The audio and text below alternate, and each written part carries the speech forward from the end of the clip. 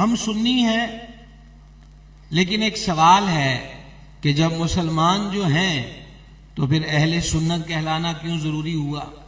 ہمیں اہل سنت ہمارے مولانا حضرات نے قرار نہیں دیا، بلکہ سرور عالم علیہ الصلوۃ والسلام نے فتنوں کے دور میں نجات پانے والا گروہ اہل سنت و جماعت قرار دیا۔ تو یہ اصطلاح مولانا لوگوں نے یا بابا لوگوں نے ہمیں نہیں دی، بلکہ اہل سنت ناجی گروہ ہے۔ یہ ہمارے کریم رؤوف الرحیم صلی اللہ تعالی علیہ وآلہ وسلم کے فرمان اقدس سے ظاہر ہے۔ دوسری گزارش، عقائد کی بات ہوئی اور آپ ہمارے علماء سے سن رہے ہیں کہ اعلیٰ حضرت عظیم البرکت مجدد دین و ملت الشاہ امام احمد رضا قادری قدسہ سرہ العزیز نے جو بیان کر دیا، ہم اس پر قائم ہیں، قائم رہیں گے۔ اس سلسلے میں میں اپنے نوجوان بھائیوں سے ایک گزارش کرنا چاہتا ہوں۔ اعلیٰ حضرت امام احمد رضا رحمۃ اللہ علیہ نے ایک عقیدہ بھی خود بنا کر نہیں دیا، جو عقائد صحابہ کرام کے تھے، جو عقائد اہل بیت اطہار کے تھے، انہی عقائد کے محافظ کا نام امام احمد رضا ہے۔ اور اس کے لیے آپ کو کہیں دور دراز سفر اختیار کرنے کی ضرورت نہیں، صرف فتاوی رضویہ شریف پڑھیے، آپ ایک سمندر میں غوطہ زن ہوں گے۔ یہاں آپ کو قرآن کریم کے نایاب ہیرے بھی ملیں گے، احادیث شریفہ کے قیمتی موتی بھی ملیں گے، ائمہ فقہ کے ارشادات کے در نایاب بھی ملیں گے۔ تو یہ دوسری بات ہے۔ تیسری چیز، اہل سنت کے نام کے ساتھ بہت ساری چیزیں ایسی منسوب کر دی گئیں، جوڑ دی گئیں، نتھی کر دی گئیں، جن کا سرے سے ہی اہل سنت سے کوئی تعلق، کوئی ناتا، کوئی واسطہ نہیں ہے۔ اس کو بھی نمبر وائز گنے تو پوری رات چاہیے، اور میں مختصر وقت میں چند چیزیں آپ کے سامنے رکھنا چاہتا ہوں۔ مزارات اولیاء رحمہم اللہ علیہم، ہم اللہ والوں کے مزارات پر حاضر ہوتے ہیں، ان کی عبادت کرنے کے لیے نہیں، ان کی پوجا کرنے کے لیے نہیں، کیونکہ اللہ کا ولی ہے، ہوتا ہی وہ ہے جو ساری زندگی اللہ وحدہ لا شریک کی عبادت کا درس دیتا ہے۔ اور میں اور آپ خوش بختی سے جس شہر میں بیٹھے ہیں، وہ سید الاولیاء بھی ہے، گنج بخش بھی ہے، فیض عالم بھی ہے، مظہر نور خدا بھی ہے، ناقصوں کا پیر بھی ہے، اور کاملوں کا رہنما بھی ہے۔ تو حضور فیض عالم رحمۃ اللہ علیہ، آپ کی کتاب کشف المحجوب شریف جو پردوں کے کھولنے والی کتاب ہے، اور اگر آپ مہربانی فرما کر کشف المحجوب شریف کی ابتدا کہ حضور فیض عالم نے جو خود لکھا ہے کہ انہوں نے یہ کتاب کیوں لکھی، تو ایک بات سمجھ میں آتی ہے کہ تصوف اور طریقت کے ساتھ اس دور کے اندر بھی بہت ساری غلط باتوں کو جوڑ دیا گیا تھا۔ تو مزارات پر ہم پوجا کے لیے نہیں جاتے، عبادت کے لیے نہیں جاتے، وہ اللہ کے ولیوں کے مزارات ہیں۔ باقی اس کے دلائل کثیر ہیں۔ اب آپ دیکھیں، حکیم ترمذی اپنے وقت کے عظیم صوفی محدث ہیں، داتا حضور نے ان کا ذکر کشف المحجوب میں کیا، اور فیض عالم تو فرماتے ہیں مجھے اس محدث سے عشق ہے۔ انہوں نے اپنی کتاب نوادر الاصول میں حدیث لکھی کہ فرمایا سید العالمین علیہ الصلاۃ والتسلیم نے جو جمعہ کے دن اپنے ماں باپ یا دونوں میں سے ایک کی قبر کی زیارت کو جائے تو اللہ تعالیٰ اسے مقبول حج کا ثواب عطا فرماتا ہے۔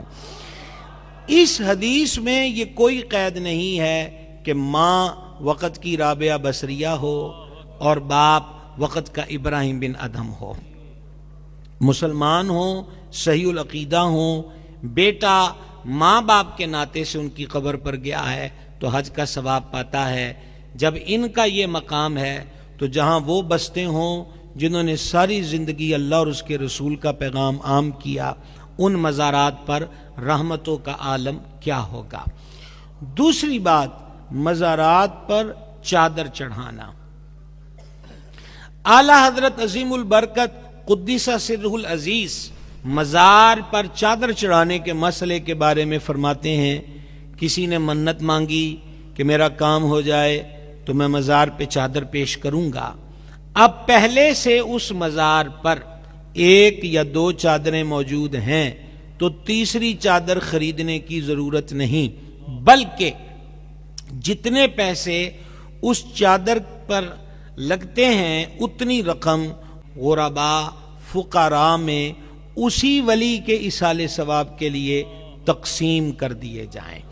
نتیجہ نکلا کہ ہمارے ہاں چادر کا تصور نہ فرض ہے نہ واجب ہے، پھر چڑھاتے کیوں ہیں؟ امام عبد الغنی قدس سرہ العزیز نے بڑی کمال کی بات لکھی، وہ فرماتے ہیں کہ مزار شریف پہ چادر اللہ کریم کے ولی کی روح کی تعظیم کے لیے ہے۔ تیسری چیز، مزارات کو سجدہ کرنا۔ یہ وہ الزام ہے کہ جو پوری دنیا میں پوری تگ و دو سے پھیلایا گیا، یہ وہ الزام ہے جو بڑی شد و مد کے ساتھ ہم اہل سنت پر لگایا گیا، اور افسوس کہ کچھ جہلاء نے عملی طور پر اس الزام کو صحیح ثابت کرنے کی کوشش کی۔ مزارات کو سجدے کے عمل کو نتھی کیا گیا بریلویت کے ساتھ، اور بریلوی کس کو کہا گیا؟ جو فکر رضا پر کاربند ہے۔ اب دیکھنا تو یہ چاہیے تھا کہ جس ہستی کی وجہ سے ہمیں بریلوی کہا جاتا ہے، ان کا نظریہ مزارات کو سجدے کے بارے میں کیا ہے۔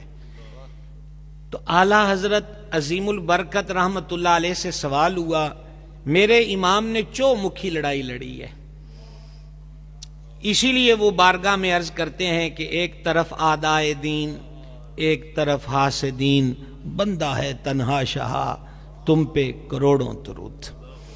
اس دور میں جب یہ سوال ہوا تو امام کا قلم حقیقت رقم میدان میں اترتا ہے، اور قرآنی آیات 40 احادیث طیبات، 150 سے زائد نصوص ائمہ فقہ نقل کر کے الزبدۃ الزکیہ کے نام سے امام اس امت کو ایک کتاب دیتے ہیں۔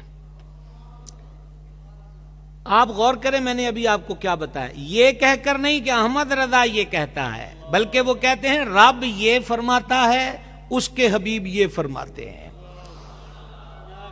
تو سیدی اعلی حضرت رحمت اللہ علیہ نے اس میں کیا ثابت کیا کہ سجدے کی دو قسمیں ہیں، ایک سجدہ عبادت، ایک سجدہ تعظیمی۔ تعظیمی کو ایک اور لفظ سے آپ سمجھ سکتے ہیں، سجدہ ادب۔ فرما پچھلی امتوں میں، اور پہلی بات ایک لمحے کے لیے بھی جب سے کائنات بنی ہے، فرما اللہ کے سوا عبادت کا سجدہ کسی کے لیے نہ روا تھا، نہ ہے، نہ ہوگا۔ ادب والا سجدہ جیسے فرشتوں نے حضرت آدم علیہ السلام کو کیا، وہ پچھلی امتوں میں اجازت تھی۔ کریم سے بھی اجازت مانگی انہوں نے جو حضور کے مرید ہیں، بے مثال ہیں، لاجواب ہیں، با کمال ہیں، اور کُلًا وعد اللہ الحسنی کے سند یافتہ ہیں۔ اونٹوں نے سجدہ کیا تو انہوں نے عرض کی، اے کریم اتنے کرم آپ کے جانوروں پر نہیں ہیں جتنے ہم پر ہیں، لہٰذا ہمیں بھی اجازت دیجئے۔ تو سرور عالم علیہ الصلوۃ والسلام نے فرمایا، ہم اگر اللہ کے سوا کسی کو سجدے کی اجازت دیتے تو عورت کو اجازت دیتے وہ اپنے شوہر کو سجدہ کرے۔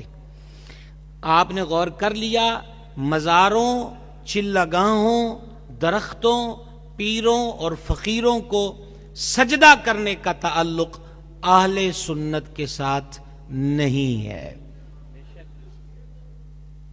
ایک قدم آگے بڑھیے۔ موجودہ وقت میں مختلف میلے جمیلوں میں عورتوں کے جم گٹے اور جم غفیر نظر آتے ہیں۔ اس عنوان پر اعلی حضرت نے پوری کتاب لکھی. اور میں خلاصہ پیش کرنا چاہوں تو وہ یہ ہے کہ اللہ کے ولی کے مزار کی حاضری ایک مستحب عمل ہے، لیکن عورت کا بے پردہ ہونا یہ بھی گناہ، غیر مرد غیر عورتوں کا اختلاط ہو، اکٹھ ہو، یہ بھی ممنوع.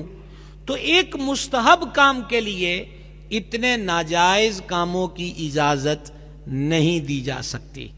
میرا امام لکھتے لکھتے یہ بھی لکھتا ہے کہ کائنات میں ایک ہی مزار ہے جس کے دم قدم سے عالم میں بہار ہے، اور وہ حضور پر نور صلی اللہ تعالی علیہ وآلہ وسلم کا مزار اقدس منور ہے. حاجن جب جائے گی تو اس کے لیے وہاں کی حاضری ضروری ہے. اس کے علاوہ کسی مزار پر عورت کا جانا نہ فرض ہے نہ واجب ہے. ایک قدم آگے بڑھائیے. اب منت مانگ لی عورت نے کہ میرا یہ کام ہو جائے تو درگاہ پر جا کر میں نیاز پکاؤں گی اور بانٹوں گی. اس کو وہاں جانے کی ضرورت نہیں، وہ کسی مرد کو بھیج دے تب بھی ادا ہو جائے گی، بلکہ دربار پر بھی دیگ نہ جائے، اس ولی کے ایصال ثواب کے لیے اپنے ہی محلے میں بانٹ دے، منت تب بھی ادا ہو جائے گی. زندگی کے تمام شعبوں میں دینی رہنمائی حاصل کرنے اور آخرت کو بہتر کرنے کے لیے ہمارے YouTube channel Islamic digital studio کو سبسکرائب کر لیں اور بیل آئیکن بھی پریس کر لیں. قرآن سے بھی ملا تھا